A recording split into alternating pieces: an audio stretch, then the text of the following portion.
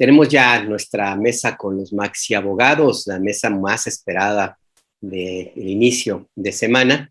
Está aquí ya Federico Anaya con nosotros. David Peña está por incorporarse en cualquier momento. Federico, buenos días, bienvenido a Momentum. Buenos días, Alberto.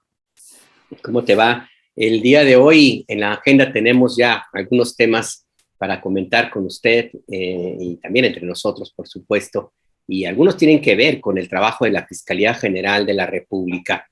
Este fiscal Alejandro Gertz Manero que no deja de dar temas de conversación, pero hay también otro que me llama a mí la atención y que se refiere al caso de Cecilia Monzón, esta mujer que fue asesinada en Puebla y que su caso pues es un escándalo, la verdad, y sin embargo no ha trascendido demasiado en los medios de comunicación.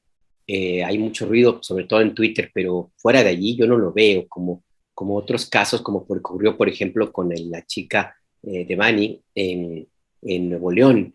Y en este asunto, pues no trasciende. Y resulta que el mismo gobierno federal, la semana pasada, el jueves concretamente, en la conferencia de prensa matutina, Federico, se informó, ya se había comentado, pero se informó que había ya sido capturado Javier López Zavala, ex diputado, que fue también pareja, esposo de Cecilia Monzón, y él está acusado de haber ordenado el asesinato de la activista.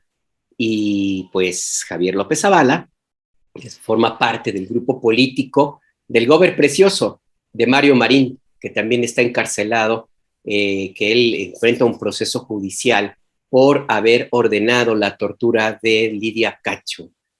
Mandó un grupo de policías judiciales hasta Cancún por ella y en el camino la torturaron psicológicamente.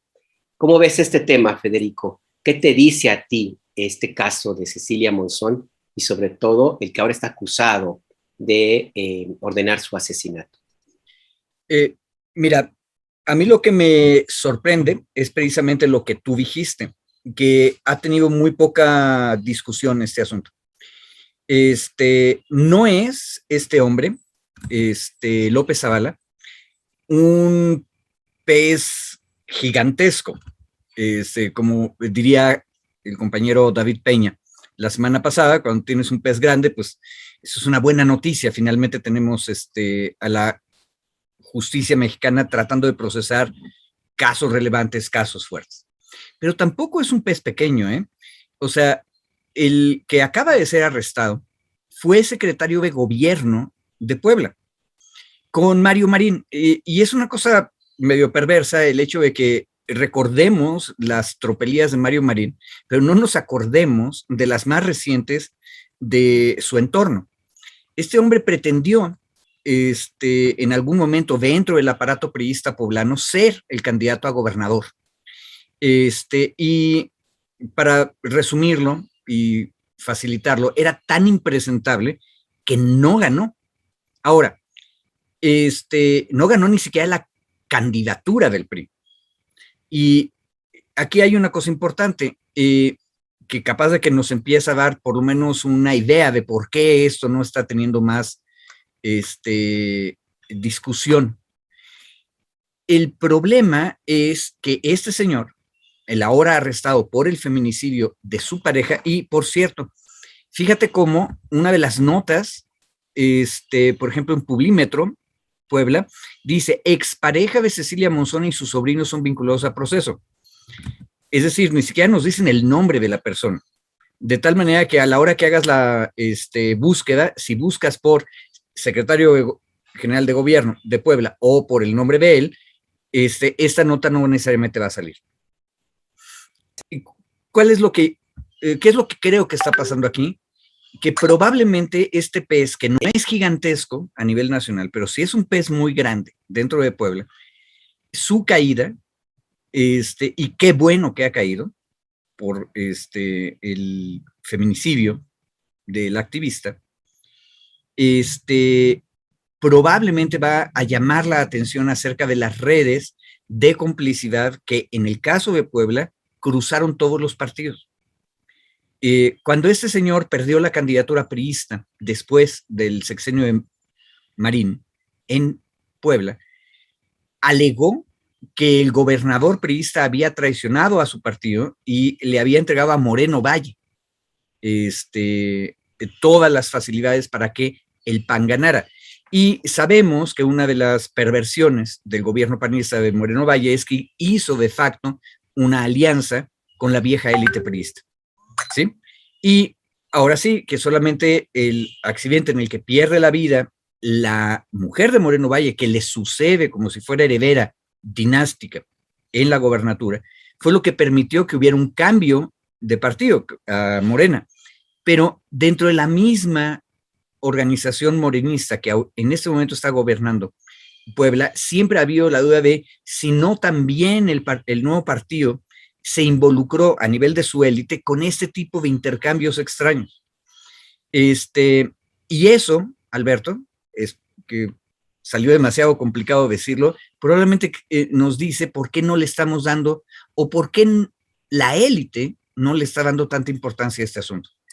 Ahora, la buena noticia, tenemos a un fuerte sospechoso del feminicidio procesado. Es una buena noticia, pero tal vez lo que tendríamos que caminar, y ojo, en lo mismo están los otros asuntos que nos han planteado ustedes para la mesa de hoy, tenemos que tener mucho cuidado porque algunos casos, o tal vez muchos de los casos importantes a nivel de persecución penal, nos van a llevar a encontrarnos las redes de las viejas élites que al final de cuentas son una sola. Perdón por hablar con lenguaje de los antiguos, pero al final de cuentas la gran burguesía es la misma. O sea, se pelean en facciones que desde fuera de esa clase social pues, no se entienden como divisiones. O sea, es la misma clase. Y por eso algunos asuntos probablemente no tengan todo el escándalo que merecerían. Claro, no tienen todo el escándalo que merecen por las redes que se han construido y que tienen que ver sobre todo con medios de comunicación, Federico. ¿Hasta dónde este tema del encarcelamiento de quien fuera secretario de gobierno, no tenía registrado, no recordaba ese dato, Federico, del ahora imputado por el feminicidio de Cecilia Monzón? ¿Hasta dónde este caso puede trascender al hecho por el cual está ahora bajo proceso judicial? Porque si revisamos el pasado del Gober Precioso, pues el tipo de temas sobre violencia de género está presente allí en su gobierno y por lo que veo también entre sus colaboradores. Esto puede abrir la puerta, ¿lo ves tú?, a que pueda extenderse la investigación judicial a otros casos de escándalo en Puebla. ¿Qué tanto sabes tú? ¿Cómo lo ves? Mira, yo no tengo datos sobre lo que está ocurriendo en Puebla, salvo un hecho que es muy notorio para cualquier no poblano, y es que todas las élites, izquierdas y derechas incluidas, extremas izquierdas y extremas derechas, son parte de un mismo arreglo. En alguna ocasión, y ahorita no tengo los datos frescos en la memoria, algún amigo me comentaba cómo la Benemérita Universidad Autónoma de Puebla, que algún día fue popular, y no benemérita, tiene entre sus santones a miembros de una derecha muy católica, tradicionalista, y también a miembros de esa misma élite que se fueron al otro lado y eran prosocialistas, procomunistas, etc. Y al final de la historia, hay cosas que esa élite no se toca. Ahora, ese tipo de entramado, descrito de esta manera muy general, como acabo de hacerlo, es un arreglo que permite muchísimas perversiones, porque entonces significa que los comportamientos más tradicionales, por ejemplo el machismo, se reproducen muy fácilmente. Y el problema es que ese tipo de comportamientos, la violencia doméstica o con las parejas, son cosas que terminan haciendo cemento entre los que deberían, en teoría, estar opuestos todo el tiempo. Fíjate, la única ventaja de la división natural que causa la política en la sociedad es que pues se están vigilando los unos contra los otros, ¿no? Pero el problema es que si se vigilan los unos contra los otros en el espacio público, en el Congreso, por ejemplo, pero luego en la noche se van exactamente al mismo espacio donde están abusando de mujeres, que eso, acuérdense, el gran escándalo del caso de Lidia Cacho no era relacionado originalmente con funcionarios públicos, ¿eh? Era una red de pederastia privada, en la cual resultó que estaba involucrado el gobernador, y el gobernador entra a salvar a su amigo Bejuergas, por otra vez simplificar el asunto. Y eso es lo que después nosotros conocimos. El gobernador Marín interviene, secuestran a Lidia, la torturan, y entonces es el poder público atacando a Lidia. Pero recordemos, la causa original del escándalo era una red de pederastia privada, que resultó que no era privada. Esos espacios, como dicen los americanos, backstage, atrás del escenario público, donde ahora sí que todos los gatos son pardos, donde, para usar una expresión de Aguilar también que es muy buena, creo que es de alguna de sus novelas, en los sótanos están interconectados. La Guerra de Galio, el libro donde lo menciona. En la Guerra de Galio, los sótanos son los mismos, y los monstruos que están en los sótanos son los mismos. Pero entonces, el día que uno agarra uno de esos monstruos del sótano, que creo que es el caso que tenemos ahorita enfrente, nadie quiere decir nada. Porque no, capaz, pues sí. No, nadie quiere decir nada porque todo el mundo, al menos en algunas estructuras políticas vinculadas al PRI y también al Partido Acción Nacional, hay que ser muy claros, y pues ni modo, también en la parte de la izquierda, pues se conocieron en esos sótanos. Federico, está sujeto a proceso este sujeto, y con él también estaría sujeto a revisión, no sé si jurídica, habrá que revisar, y mi pregunta va justamente en ese sentido, pero al menos política sí. Política sí, en este grupo político es vinculado a Mario Marín y a otros personajes, Kamel Nasif, no hay que olvidar que él fue el que le puso el sobrenombre de Gober Precioso a Mario Marín, y están ahora bajo de nuevo un escrutinio político. Algunos de esos personajes sobrevivieron a la época de Moreno Valle y ahora también están presentes en el gobierno de Barbosa en Puebla, lo cual indica que pues sí, que estos grupos pues tienen mucha presencia y van a seguir ahí si no se hace algo radical, sí, diría yo. Pero mi pregunta va en otro sentido. Esto también contamina a las estructuras judiciales. Lidia Cacho prácticamente perdió su caso por una magistrada que tiene que ver ahí en Puebla y que forma parte de la estructura del Poder Judicial en esa entidad también que estaría permeada por la presencia, insisto, de gobernadores, entre ellos de Mario Marín, que fue bastante fuerte y poderoso. ¿Cómo ves tú la situación del Poder Judicial en Puebla, ahora que se encarga de juzgar a uno, si no de los suyos, por lo menos conocido? ¿Cómo ves, Federico? A ver, lo veo cuesta arriba. O sea, y el detalle que tú mencionaste al principio de la mesa, o sea, no le ha dado la prensa nacional mucho eco a esta historia y no ha hecho todas las conexiones que tendría que hacer.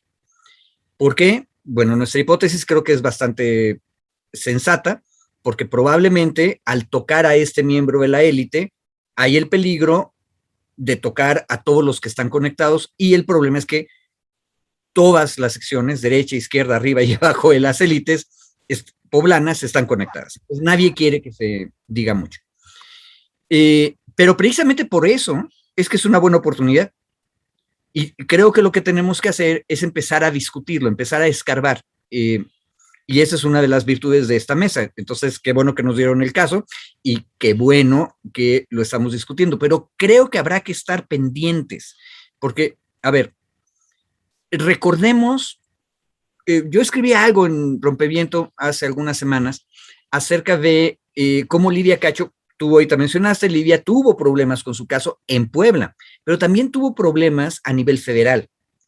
El caso de Lidia es uno de los últimos grandes casos de ejercicio de la facultad de la Corte de investigar violaciones graves de derechos humanos. esa facultad después se la quitamos a la Corte y se la dimos a la CNDH. Y el problema es que hubiera sido uno de los grandes casos de la Corte, y la Corte se dividió, y a la hora de la hora les faltó un voto para decir, sí, aceptamos, aquí hay una violación grave de derechos.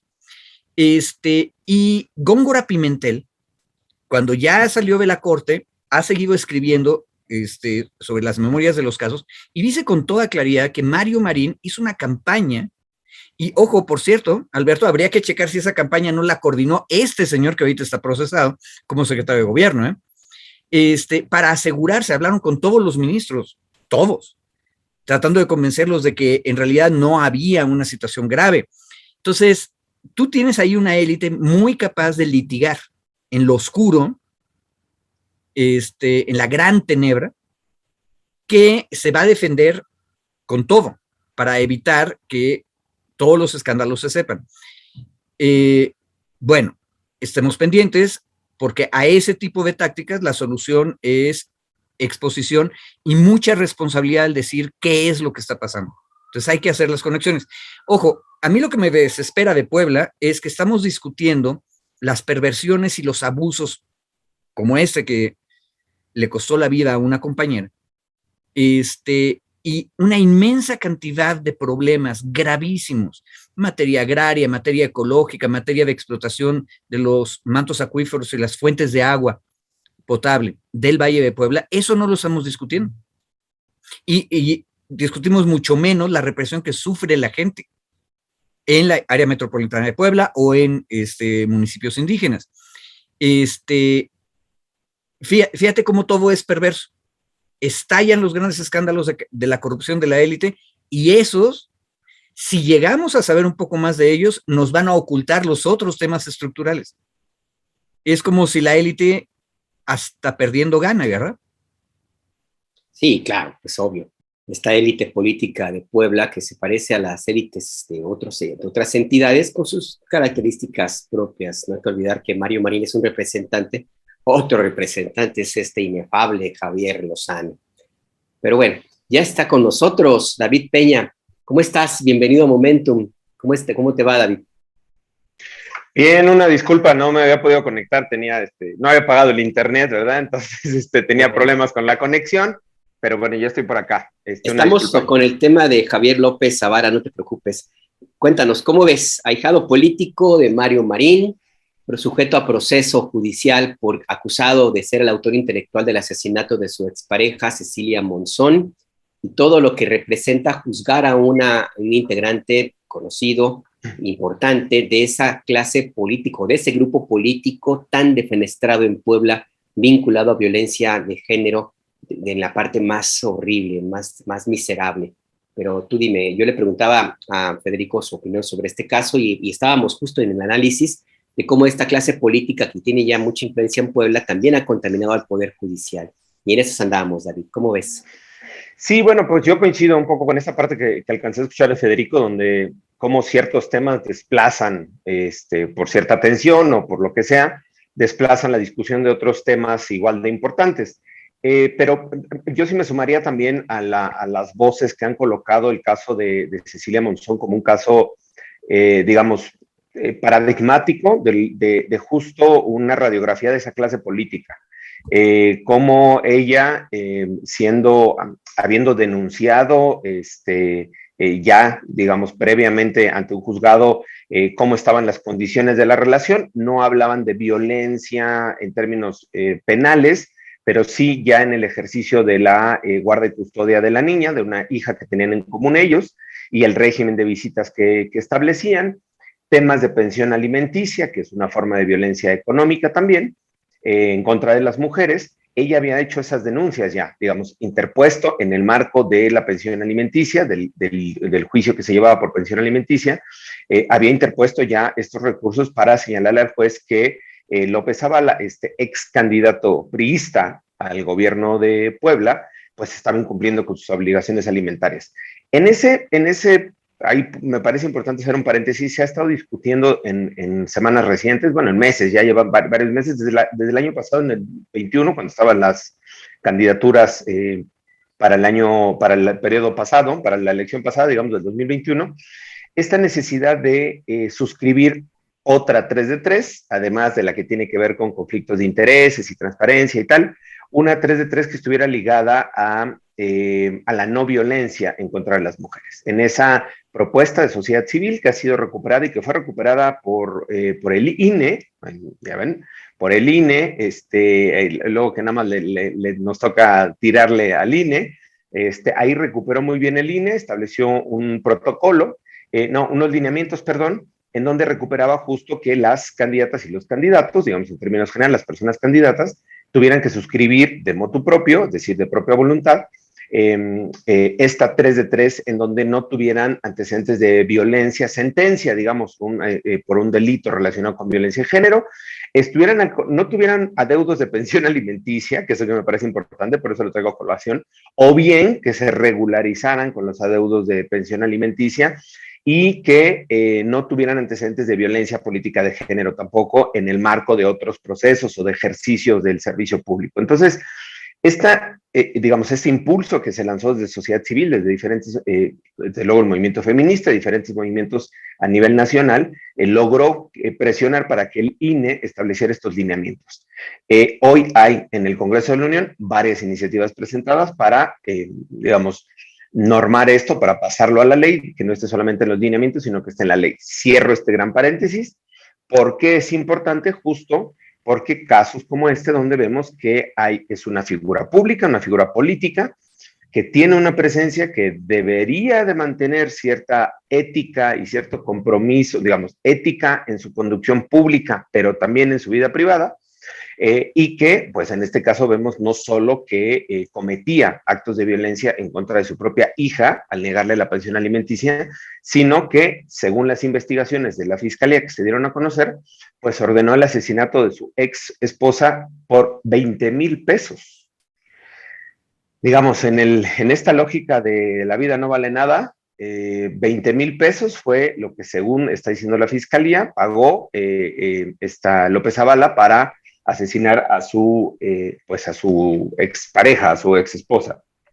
Pero además, habría facilitado un arma y había facilitado una camioneta, un vehículo en el que habrían huido después para el momento del asesinato usaron una motocicleta y después lo cambiaron por otro vehículo. Ese otro vehículo lo habría facilitado López Zavala. Una de las armas las habría facilitado también López Zavala y además de pagar 20,000 pesos. ¿A qué voy? Digamos, en esta forma irónica que hago los hechos o los elementos que está presentando la Fiscalía de Puebla, justo porque se sienten con total impunidad o con tal poder político y con tal nivel de corrupción en las esferas políticas que actúan pues de esta forma, actúan así literalmente contratando a sicarios, ordenando los asesinatos, facilitando hasta sus propios vehículos para cometer el crimen, es decir, actúan bajo un manto protector de impunidad y de corrupción. Y lo vinculo, y con eso termino esta participación, esa parte, y lo vinculo, en la semana pasada se dio a conocer justo en una de las audiencias de los asesinos de Abril Pérez Zagaón, otro de los casos también que fue, muy mediático, muy mencionado, porque fue asesinada justo un 25 de noviembre, que confesaron los dos de los sicarios que participaron en ese crimen.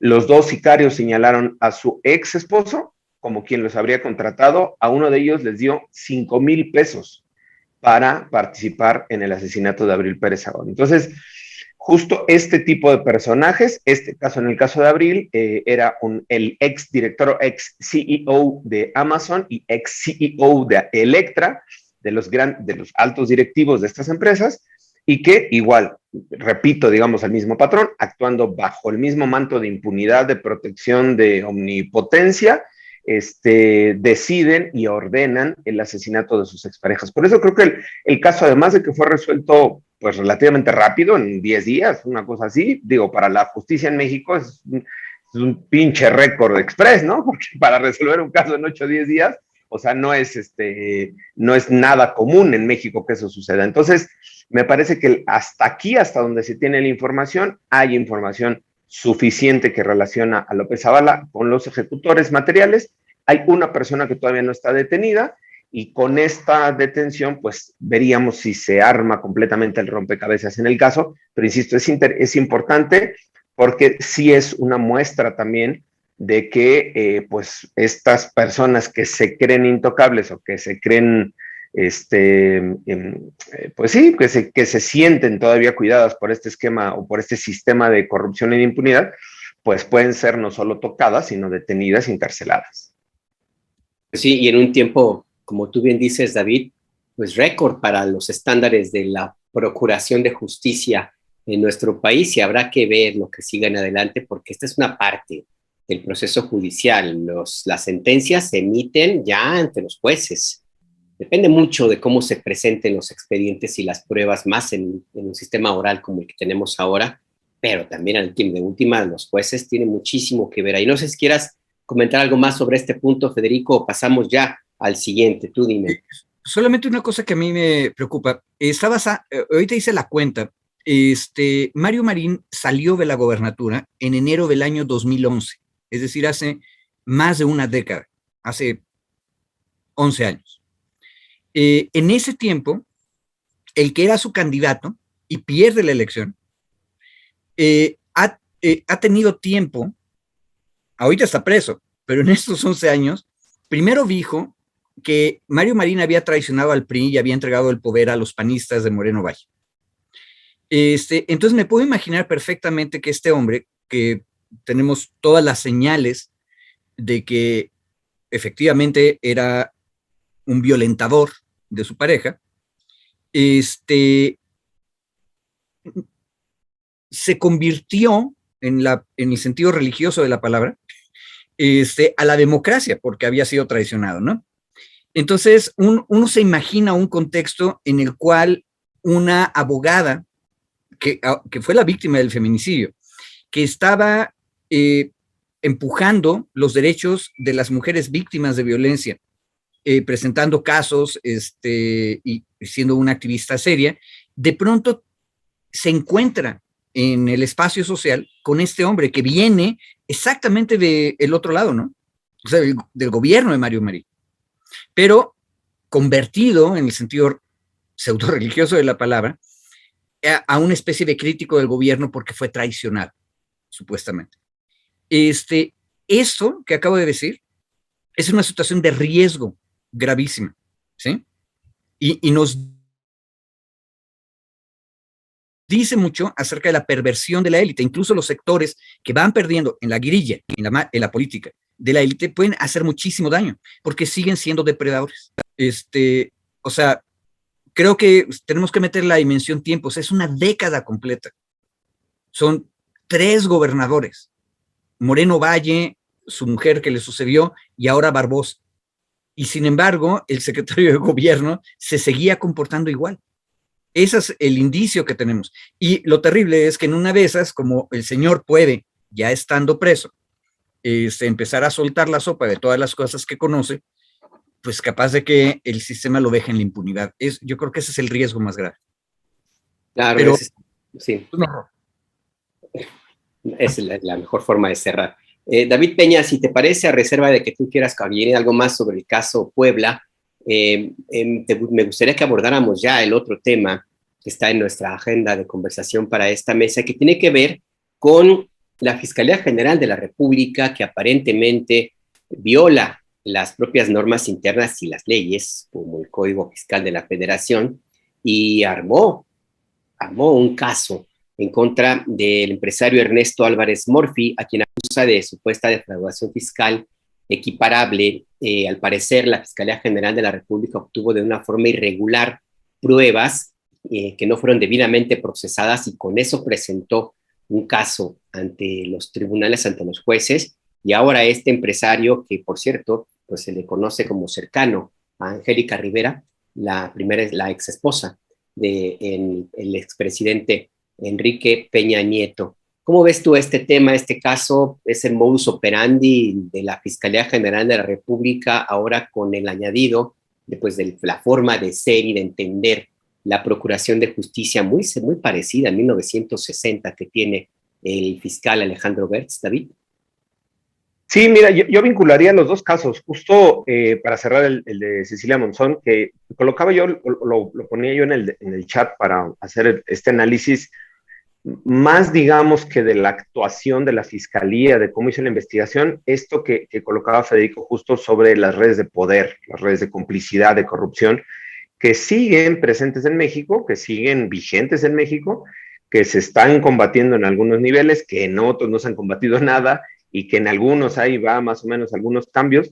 Y creo que uno de estos ejemplos es el tema de las fiscalías. Las fiscalías a nivel nacional, incluyendo la Fiscalía General de la República, siguen siendo instituciones que se manejan bajo intereses políticos, bajo acuerdos políticos, con una motivación política.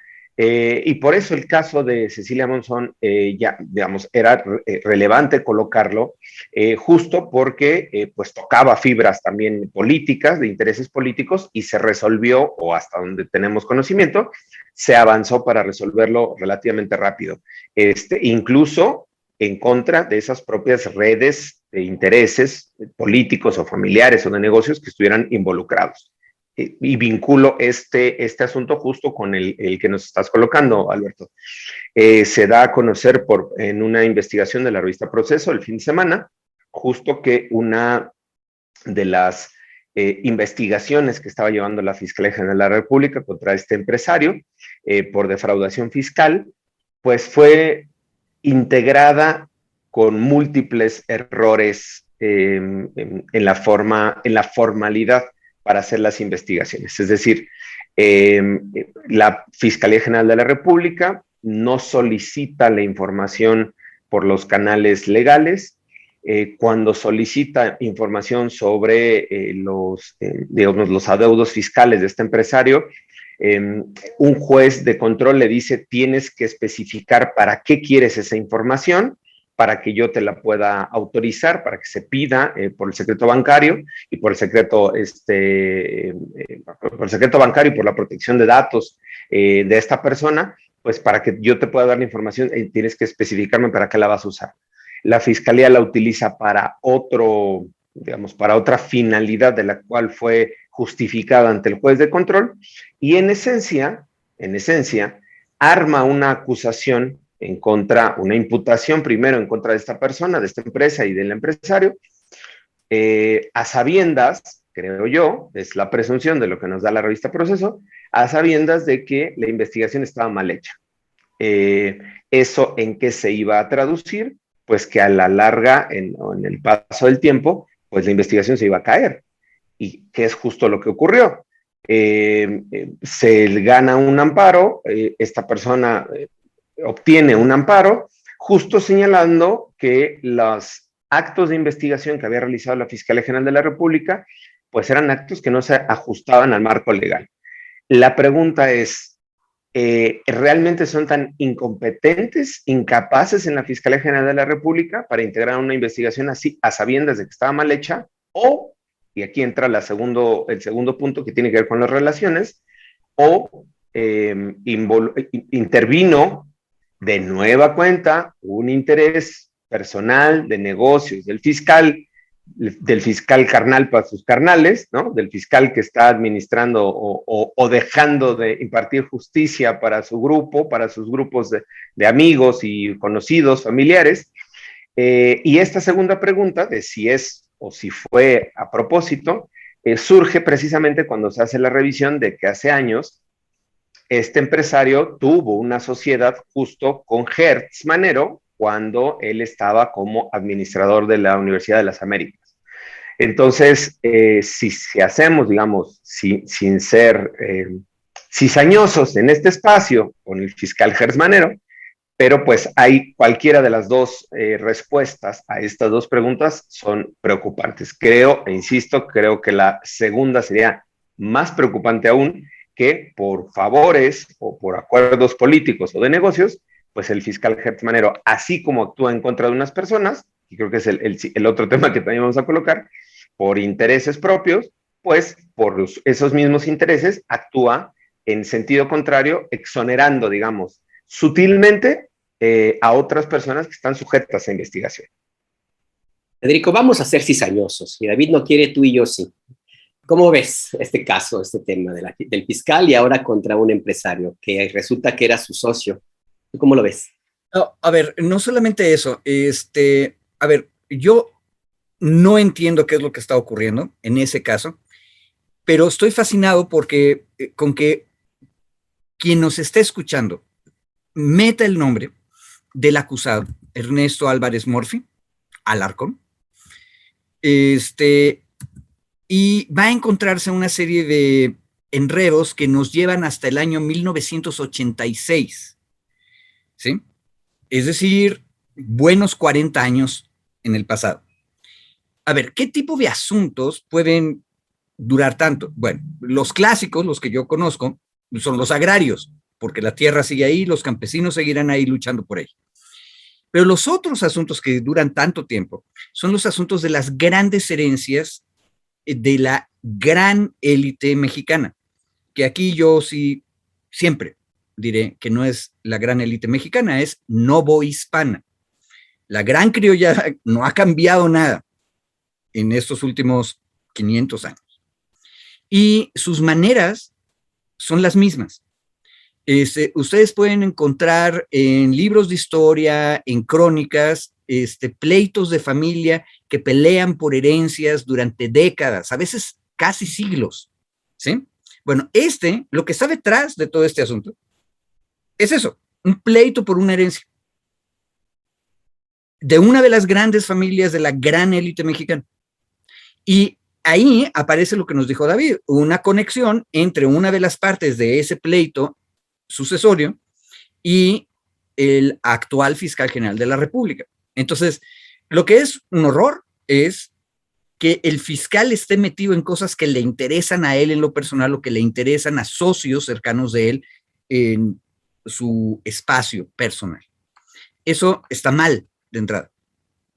Aparte, lo que está terrible es que todo lo hacen mal.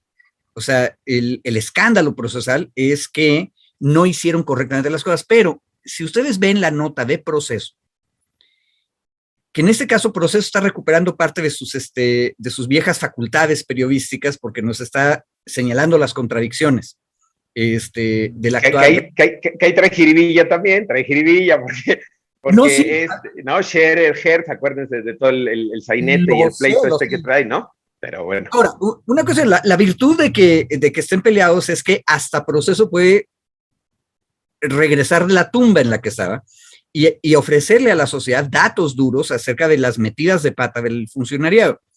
Y aquí hay una metida de pata monstruosa que tiene que ver con la soberbia de Hertz.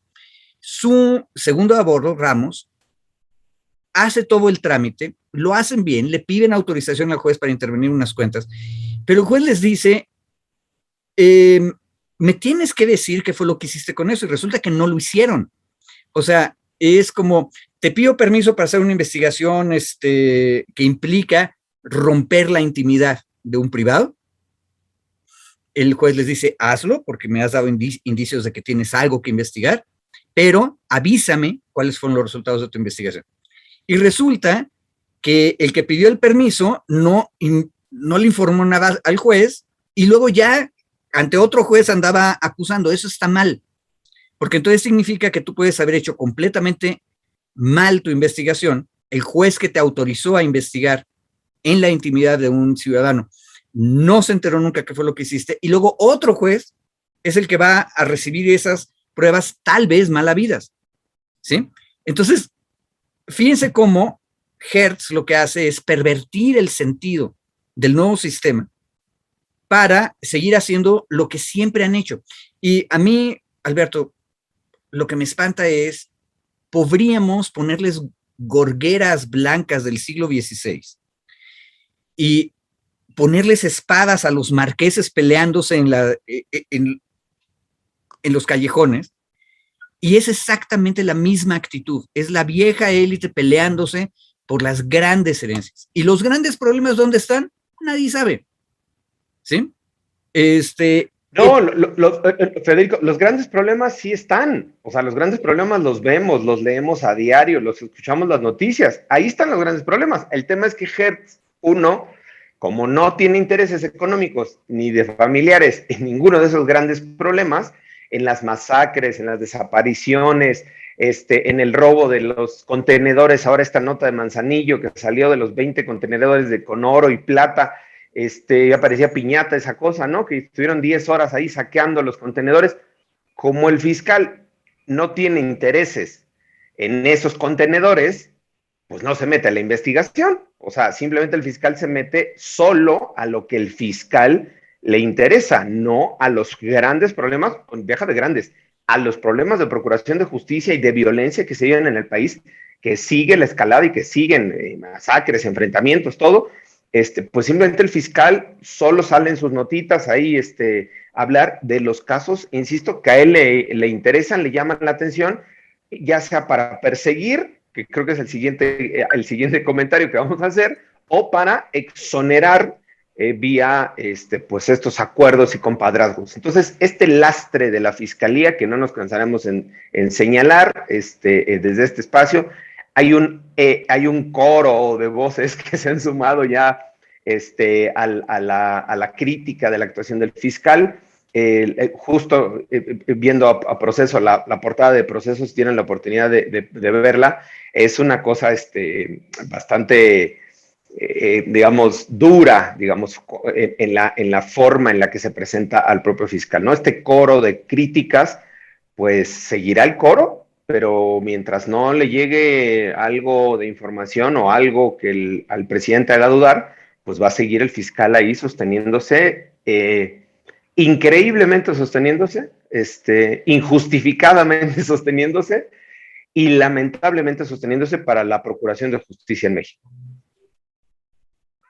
Ya para seguir con este tema sobre los vericuetos y las venganzas personales de este fiscal, que en el chat no dejan de preguntar por qué sigue ahí en el puesto. El presidente López Obrador insiste en que no es su facultad el removerlo, pero bueno, el Senado pudiera, preguntan en el chat, habrá que revisarlo. Otro de los casos que, de nuevo, ahora sí que con esta metáfora que utilizabas, David, de la piñata, está el caso de Santiago Nieto. Resulta que la Fiscalía General de la República ya trae un caso, porque parece que va a llevar ante tribunales, y no es que ya lo presentó, en contra del que fuera director de la Unidad de Inteligencia Financiera, que pues desde el primer día del gobierno actual, pues quedó claro que no era santo de la devoción del fiscal Gertz, y por el contrario estuvieron en una disputa política bastante fuerte e intensa, que ahora pues ya se traduce en investigaciones ya específicas judiciales, o al menos de procuración de justicia. ¿Cómo ves esta situación, este affair, Federico, entre Santiago Nieto y Alejandro Gertz en este nuevo capítulo judicial? A ver, empezaría por las cosas que siguen ahí y no se arreglan. El Estado Libre y Soberano de las Tamaulipas vive el desastre general. Tiene un gobernador impugnado por todos lados y que ya fue rechazado por el electorado, ¿sí? Ojo, y fue rechazado por el electorado en una situación que muchos pensábamos que era riesgosa, porque el candidato alterno, el que terminó ganando la elección, pues también está relacionado con la vieja élite tamaulipeca, entonces en términos de alteridad no parecía mucho, pero es tan malo ese gobernador, que cabeza de vaca, que hasta ahí gana. ¿Qué pasó en el caso cabeza de vaca y Tamaulipas? Que el pleito entre Santiago Nieto y la fiscalía provocó tener una pésima acusación en contra, una chiquitita, diminuta acusación en contra del gobernador. Y en realidad el asunto era más del interés de la ciudadanía y de Santiago Nieto. El fiscal general no, aquí lo discutimos hace, yo creo que un poco más de un año, no tenía mucho interés, David, te acordarás, en realmente poner los grandes casos. Al final de cuentas, su caso en el Congreso para el desafuero del gobernador de Tamaulipas se reducía a la compra de un departamento en el área de Santa Fe de la Ciudad de México. Ridículo comparado con todo lo que la sociedad civil decía que estaba haciendo y deshaciendo el gobernador. Y por el otro lado teníamos a Santiago Nieto participando activamente con mucho cuidado en el proceso de desafuero, dando información acerca de por qué era grave el asunto. Entonces, ese pleito, que ojo, es un pleito entre dos funcionarios públicos, uno tratando de hacer bien su trabajo, en ese caso, Tamaulipas, Santiago Nieto, y otro que no entendíamos por qué reducía tanto la acusación, siendo que tenía más elementos, que es Hertz. Ahora resulta que están peleados. Y tenemos el contexto del pleito con Scherer. Es público, notorio, no ha sido denegado, ni siquiera por Hertz, que hay un momento en que se pelean personalmente. Y entonces ahora lo que tenemos es una venganza del gran señor, que es el fiscal general de la República, que actúa, insisto, como si fuera un noble novohispano de hace 300 años, en contra de sus enemigos. Ahora, Santiago Nieto, en términos de funcionario público, a mí me parece que hizo mucho mejor su trabajo que muchas otras personas. Pero hay un detalle, hemos discutido los problemas de la impunidad de las élites, de la falta de una buena acusación de parte de la Fiscalía General de la República, del uso personal para venganzas que hace Hertz Manero de la Fiscalía. Pero el otro tema, David, Alberto, que estamos en esta mesa viendo, es la élite. Y la élite siempre tiene manera de sobrevivir. Y la última vez que yo chequé, una de las cosas que más les gusta a la élite es la antigua ciudad de Guatemala, a donde puedes ir a casarte. O sea, Santiago Nieto también es parte de estos juegos de la gran nobleza novohispana, virreinal, colonial, que lanza sus redes para ver a quién captura. Y luego, con el pretexto de las relaciones personales, esa es una oportunidad de capturar al funcionariado, ¿sí? Creo que tenemos que estar atentos a que en cualquier régimen político es muy natural que las élites se separen de los movimientos y de la población en general. Es una cosa que siempre va a pasar, pero hay que estar vigilantes todo el tiempo. Santiago Nieto hizo mejor su trabajo, pero a la hora de la hora nunca terminó de explicarnos qué andaba en los bailongos con los grandes, ¿sí? Eso no, es justo lo que decías. Sí, justo lo que decías, Erico, sobre el tema de las élites.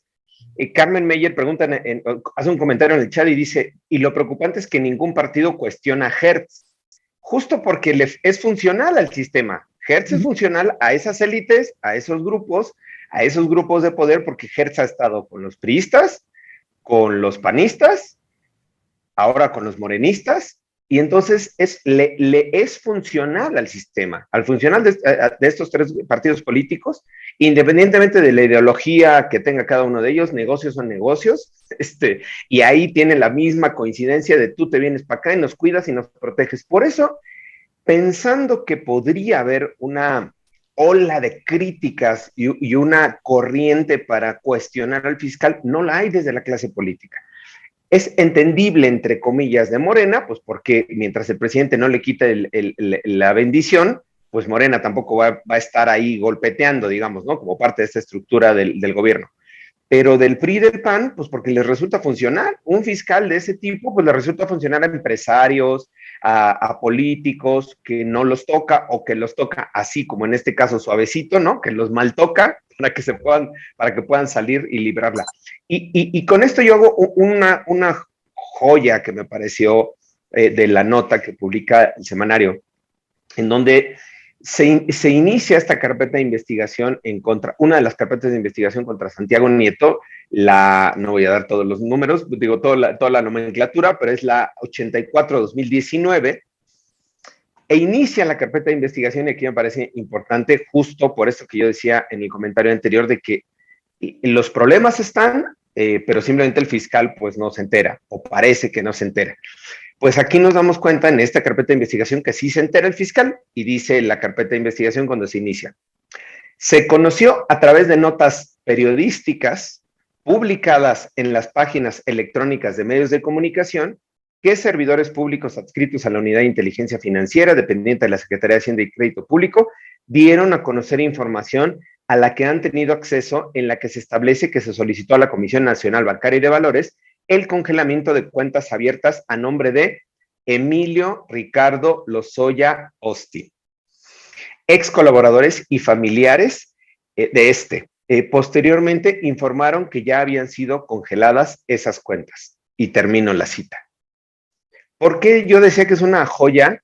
Primero, porque aquí la Fiscalía sí inicia una carpeta de investigación por nota periodística. O sea, sí lee periódicos, sí lee las notas, sí entra a los portales el personal de la Fiscalía. Sí se entera de lo que pasa en el país. Pero en esta lógica selectiva de cuál sí y cuál no, pues aquí decidió, con base en notas periodísticas, iniciar una carpeta de investigación en contra de Santiago Nieto, el primer dato, digamos, relevante en esta carpeta. Y el segundo es que inicia esta carpeta de investigación porque Santiago Nieto habría dicho o habría señalado que se estaban congelando las cuentas de Emilio Lozoya. Es decir, la Fiscalía está actuando para proteger los datos personales y el secreto bancario de Lozoya con tal de literal joderse a Santiago Nieto. Entonces, en esta lógica de utilización de los entes públicos a beneficio propio o a interés propio, no al interés colectivo, no al interés de la justicia, de la investigación de los delitos, no, a este interés propio, se suma que con tal de perjudicar, voy a utilizar esa palabra, perjudicar jurídicamente a Santiago Nieto, la Fiscalía es capaz de ahora utilizar como víctima a Emilio Lozoya. Y me parece que es muy parecida esa actuación cuando hacemos la revisión de lo que hemos estado platicando aquí la semana pasada, donde con base en una denuncia de Juan Collado, ¿no? Se va en contra de Scherer y en contra de otro grupo de abogados que presuntamente, según habrían extorsionado al pobre señor Juan Collado. En este caso, el pobre señor Lozoya se ve afectado en sus derechos al secreto bancario, pues porque Santiago Nieto salió a decir que se le estaban congelando las cuentas. Así de absurdo, de surreal, es la actuación de esta fiscalía, porque aunque yo he señalado aquí que no podemos hablar en general del personal de la fiscalía, pero la forma en la que se está conduciendo esta fiscalía por parte de Hertz Manero y de su segundo a bordo, Juan, no sé qué, no recuerdo el apellido, pues nos están dando cada día más evidencias de cómo antes lo que llamamos justicia selectiva, ahora ya ni siquiera es justicia selectiva, ya es a cuentagotas, a decisión del fiscal, literalmente qué caso se inicia, qué caso no inicia y en cuáles tiene sus propios intereses. Lamentable por donde lo veamos.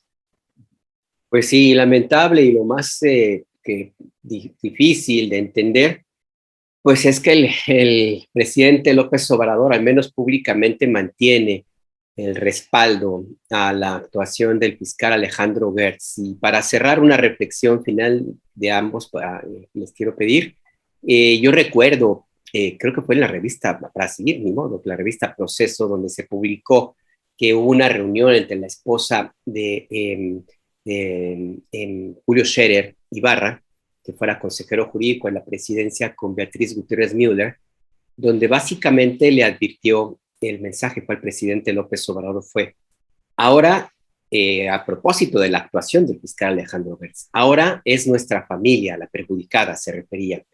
La siguiente puede ser la suya, es decir, la familia del presidente López Obrador, que según fue la advertencia, si lo entendí yo, pues sería ya la familia del expresidente López Obrador la que estaría sujeta a una venganza, una pesquisa judicial por parte de Alejandro Gertz, como una manera de advertencia para pedir pues que se frenara ya la actuación de este personaje. Una reflexión para lo que viene, Federico, y también David, en este par de minutitos que nos quedan. Alberto, qué bien que nos recordaste ese elemento. Yo quisiera recordar otro. El arreglo de la Fiscalía General Autónoma no se creó dentro del sexenio de López Obrador. Es un arreglo creado durante el sexenio de Peña, que Peña fue muy hábil para que no se nombrara fiscal general de la República durante su mandato, ¿sí? Con lo cual destruyó cualquier cosa que hubiera todavía de Procuraduría General de la República y nunca hubo nueva fiscalía. Pero está perfecto. O sea, si vas a tener, solamente habría una cosa mejor para la impunidad que una mala procuraduría, y es que no haya ninguna fiscalía. Y eso fue lo que hizo Peña.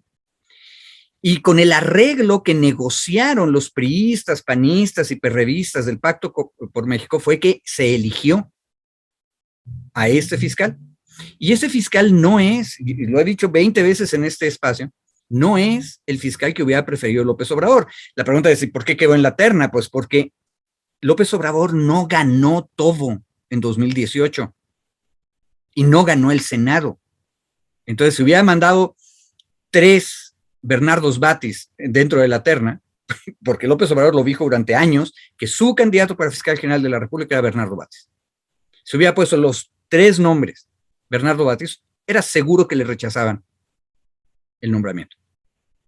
Entonces, aquí la pregunta es, ¿quién nombró realmente? Y nombró esa élite a la que le es funcional el fiscal. Y a esa élite le es perfectamente funcional que la siguiente familia perseguida sea la familia del expresidente López Obrador. Esa es una trampa puesta por la élite desde la época de Peña Nieto. Ahora, tiene sus ventajas, Alberto, y yo cerraría con eso, y es que liberando a la fiscalía como un órgano autónomo, le permite a quien sea que esté al frente cierta libertad para ejercer las funciones. Qué triste, qué terriblemente triste y trágico que las use solamente por asuntos personales, pero eso paradójicamente ayuda a debilitar a la élite, ¿sí? Y Carmen nos decía... Carmen Meyer. En los comentarios, dice, ahora resulta que es malo irse a casar a Guatemala. Bueno, si se fueran al lago Atitlán, a uno de los hotelitos, no sería problema. El problema es si te vas con 500 miembros de la élite novohispana mexicana y haces un fiestón en el cual uno de los padrinos, y estoy dando la versión linda, lleva sobres con miles de dólares para el bolo. Eso es lo que está mal. Y el problema es que eso lo que le permite a gente como Hertz es siempre encontrarle cola que pisar a los otros. Y se van a pelear por las herencias, se van a pelear por los contratos, se van a pelear porque se vieron feo a la hora de la función de corte en Palacio o en la corte. Entonces, ¿el sistema de la Fiscalía Autónoma es mejor que el de la PGR? Sí, sí es. ¿Estamos desperdiciándolo con gente como Hertz? Sí, también. ¿Puede el presidente arriesgarse a quitarlo? Yo creo que no, porque en una de esas la élite en el Senado agarra y le echa para atrás la revocación. Y peor, pone a alguien peor en la fiscalía. Yo no sé si puedan poner a alguien peor, en realidad, porque, y no hablo en términos personales de Hertz, hablo en términos precisamente de a quien representa Hertz. Y Hertz representa a esa vieja élite política empresarial que, digamos, se benefició durante décadas del erario público, que hizo negocios con estos pactos políticos. Y yo no sé, insisto, si hay alguien más representativo en el ámbito del Poder Judicial, quizá algunos de estos ex personajes priistas, ya saben, de estos Morales Lechuga y estos viejos personajes priistas, ¿no? De que fueron también fiscales procuradores generales de la República. Yo creo que, salvo alguno de ellos, que yo equipararía al talante y al perfil que tiene Hertz, me parece que no hay ya en este escenario de lo político gente con ese perfil que pueda acceder a la fiscalía. Y yo brevemente termino para hacer varios comentarios de los que están en el chat, responder rápido. Primero nos decían, Collado tiene derecho a la presunción de inocencia, sí, por supuesto que sí, yo no estoy cuestionando que Collado denuncie. sino que la Fiscalía le dé credibilidad al testimonio de Collado, cuando todo lo que ha dicho, o buena parte de lo que ha dicho en las investigaciones, pues no se ha logrado probar, incluyendo esta denuncia que presentó por extorsión. ¿Tiene derecho a presentar la denuncia a Collado? Por supuesto. ¿Tiene obligación de seguir la investigación en la Fiscalía? Sí, pero de hacer una investigación bien. No como la que presentó y que incluso el juez Delgadillo Padierna pues acabó regañando y zarandeando a la Fiscalía por haber integrado esa carpeta de investigación. Dos, preguntan aquí, es que Santiago Nieto tiene millonarios, Anabel Hernández ya dijo que tiene empresas y millonarios, Gil Suárez hace una semana empezó a sacar un hilo de tweet en Twitter donde decía, Santiago Nieto tiene empresas y tiene negocios. Está bien, qué bueno que se documente, que se denuncie y que se investigue. Nosotros no estamos diciendo, ay, no, el fiscal no, pero esta nota de la carpeta de investigación que se dio a conocer por Proceso, que está integrada en contra de Santiago Nieto, no es por ninguna de esas otras cosas. Es por esto que ellos dicen que vieron en medios y que es para proteger los derechos de Lozoya. Ahí es la crítica y el cuestionamiento. Si la Fiscalía está integrando otras carpetas por enriquecimiento ilícito, que lo haga, perfecto, y qué bien, y que presenten los datos de prueba y que se vaya a juicio y que se defienda a Santiago Nieto. Pero no, aquí no es la discusión ni estamos defendiendo a Santiago Nieto. Lo que estamos cuestionando es la actuación de la Fiscalía que, dada la información que se dio a conocer por Proceso, insisto, hay cuando menos una carpeta de investigación ya integrada en contra de Santiago Nieto por informar públicamente que se estaban congelando las cuentas de Emilio Lozoya.